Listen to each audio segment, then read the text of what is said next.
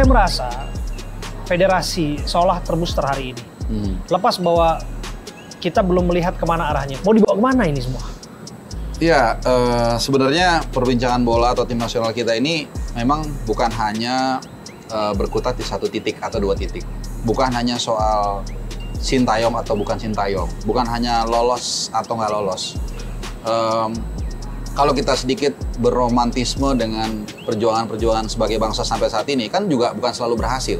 Pasti ada failed-nya, but we always came stronger and stronger gitu loh. Nah, ada berapa? 200 lebih anggota FIFA di seluruh dunia, mungkin yang punya kans untuk lolos Piala Dunia dan pernah mungkin sekitar 70 atau 80. Kan nggak mungkin juga semuanya lolos. Betul. Hanya 48 sekarang jatahnya. 2026 pun udah 48, 2030 bahkan katanya mau ditambah lagi. Betul, nah, tapi ya gagal nggak gagal itu soal kedua. Tapi kan yang kita lihat kemarin ini gagal karena ada beberapa kebijakan yang seharusnya nggak perlu diambil. Gitu. Oke, orang bilang misalnya soal pergantian pelatih. Emang kalau bukan Patrick Kluivert pasti berhasil? Nggak juga. Nggak ada yang memastikan. Karena setahu saya tim nasional di dunia ini yang nggak lolos itu cuman mungkin Brazil kalau nggak salah ya. Tapi sisanya tuh pasti pernah gagal, kecuali Brazil setahu saya.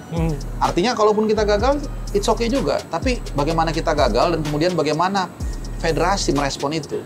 Itu yang saya pikir menjadi menarik untuk kita bahas. Iya, menarik untuk kita bahas tentu dengan sajian makanan yang akan dihidangkan kepada kita. Yang tentu saja dengan menu-menu yang akan Sudah makan belum kan? Kebetulan belum. Memang belum makan. Memang belum makan. Belum makan. Selamat malam Bapak-Bapak. Selamat malam juga. Saya ini macam nggak asing ini. Iya, saya akan menghadirkan menu main course kita hari ini adalah fish dory with butter lemon sauce. Dan namun sebelum itu, saya akan juga membawakan menu lainnya. Namun ini bukan untuk perut. Ini adalah untuk imajinasi kita. Karena kita akan kembali merajut mimpi yang kemarin sempat pupus untuk ke Piala Dunia. Kita akan merajut kembali mimpi itu untuk bisa ke Piala Dunia berikutnya. Dan ada 5 menu yang kita tawarkan yang akan nantinya mungkin ya bisa menjadi nakoda dari timnas Indonesia. Karena kemarin udah ada omongan-omongan bahwa sudah ada 5 katanya. Dan 3 negara yang disebut ada Amerika, ada Australia dan juga Belanda. Dan mungkin akan saya perkenalkan, mungkin bapak-bapak di sini mungkin ada yang tertarik. Menu pertama akan saya sampaikan ini adalah Anthony Hudson.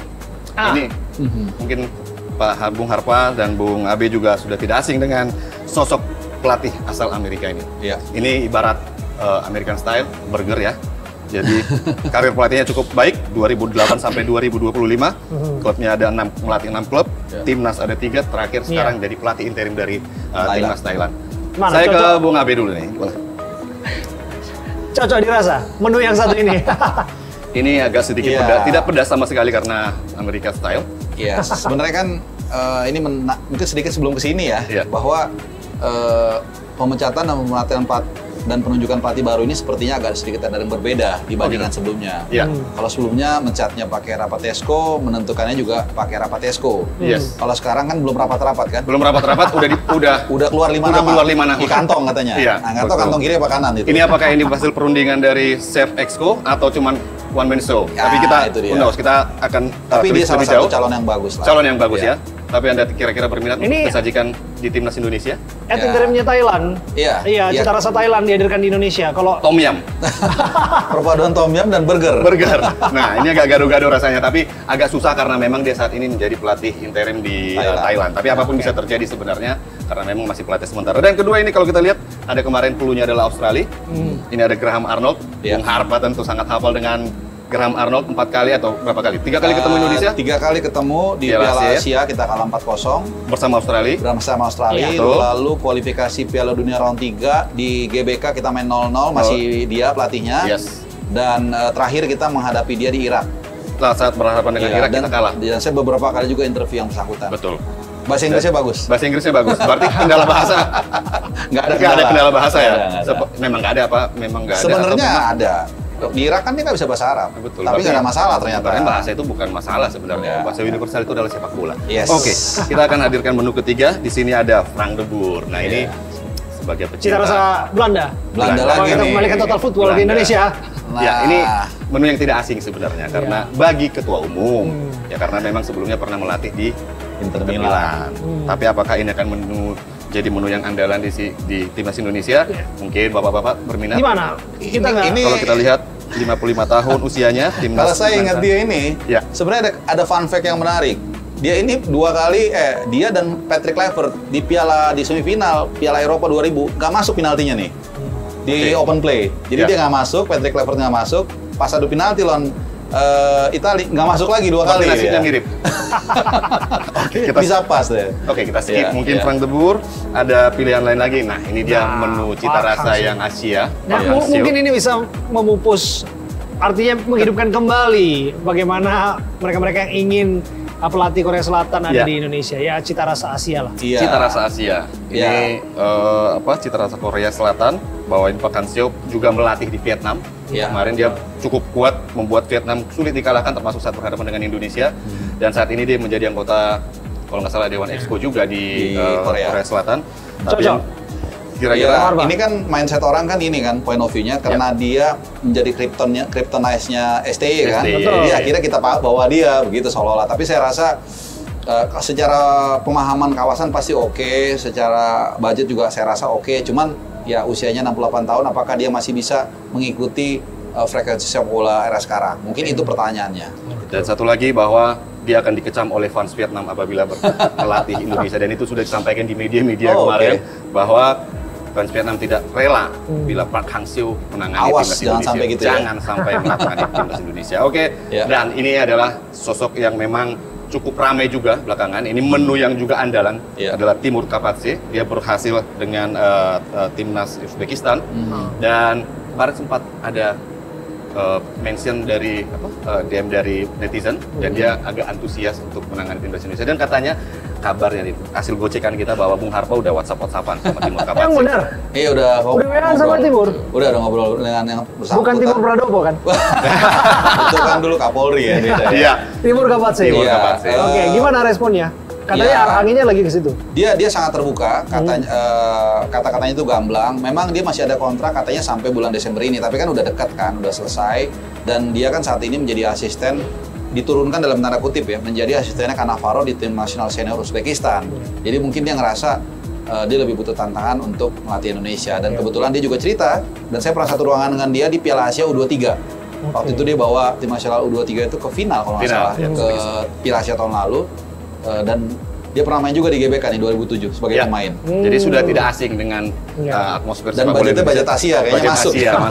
Dan yang pasti udah WhatsApp-WhatsAppan sama Bung Harpa ini. Dan ini penting karena apa? Karena informasi kan cepat kita dapat. Iya, benar. Dan kita tahu juga kan matahari terbit dari timur. Asik. Kemudian katanya membangun sepak bola Indonesia semestinya dari timur gitu kan ya.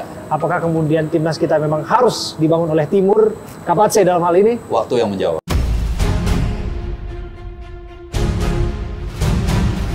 Waktu yang menjawab. Nah, itu dia ada 5 menu tim pelatih. Ini kita digocek betul ya sama dia. Ini kawan kita yang satu ini nih, Bung Marco ini ya. Dia hadir di sini menggocek kita. Kita tadi bicara udah lapar, Bro. Iya. Cuman datang bawa menu, kita kira isinya makanan. Ternyata ini adalah untuk menu pelatih yang ditawarkan kepada kita. Membangkitkan kembali mimpi kita. Siapa tahu dari 5 ini ada yang berhasil nanti membawa Indonesia ke Piala Dunia, who knows. Atau mungkin ada pilihan-pilihan lain di luar ini, kita bebaskan. Yang pasti keputusan jangan berada di tangan satu pihak, dan jangan satu orang. Dan hanya jangan karena mau diwawancara saat Natal tiba.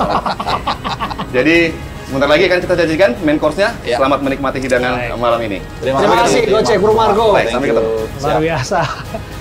Tapi kok saya melihat ya ada raut dari wajah Bung Harpa sebetulnya dari menu-menu yang ditawarkan tadi. Kok saya merasa Bung Harpa kurang begitu antusias karena nggak ada Sintayong di sana. Iya, kalau saya orangnya to the point. Jadi memang akan ada label tertentu itu nggak ada masalah. Tapi karena di belakang saya ini nggak ada siapa-siapa, jadi free thinker. Jadi kita berpikir itu nggak usah takut. Nggak usah takut. Kalau selama memang kita berdasarkan empirisme, karena udah beberapa kali saya paparkan bahwa kalau Sintayong ini ditunjuk kembali, sebenarnya ini win-win solution. Mau dari aspek ekonomi, ya kan budget masuk. Karena pemerintah sendiri mengatakan kita harus efisien. Sementara kita masih mencicil pesangon atau gaji dia. Artinya itu bisa dikonversi menjadi gaji. Satu. Kedua, dari segi substansi, ya udah pasti dia kenal sepak bola kita. Betul. Kita berbicara nyari yang paham kawasan Asia, kawasan Asia kan. Ini udah paham bukan hanya Asia, Indonesia. Betul. Acceptance public, I can guarantee. Dan kemarin saya kebetulan talk show dengan, waduh, masuk nih main course-nya. Ini habis logika logistik datang.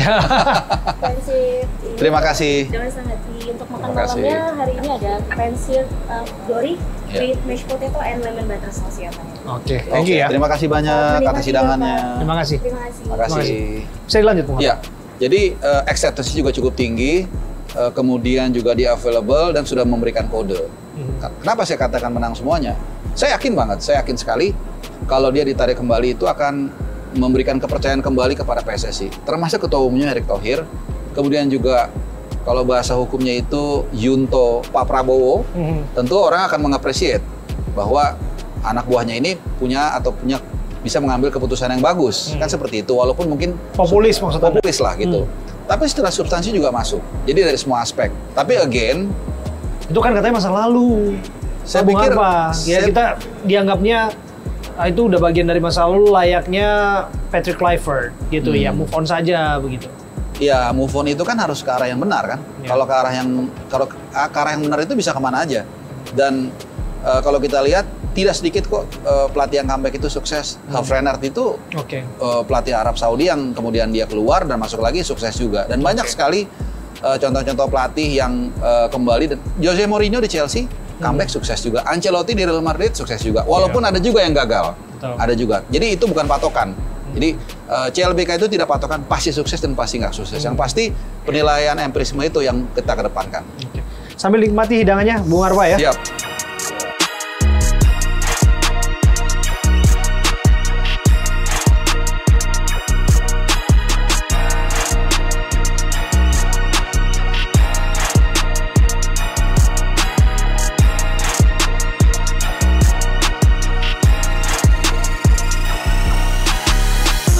Itu gagal, bukan soal kalah sekali lagi, tapi the way he treat the timnas kan itu yang jadi masalah. Saya hampir ke setiap stadion timnas mainkan selama 2 tahun terakhir dan 3 kali saya dengar 3 huruf itu berkumandang.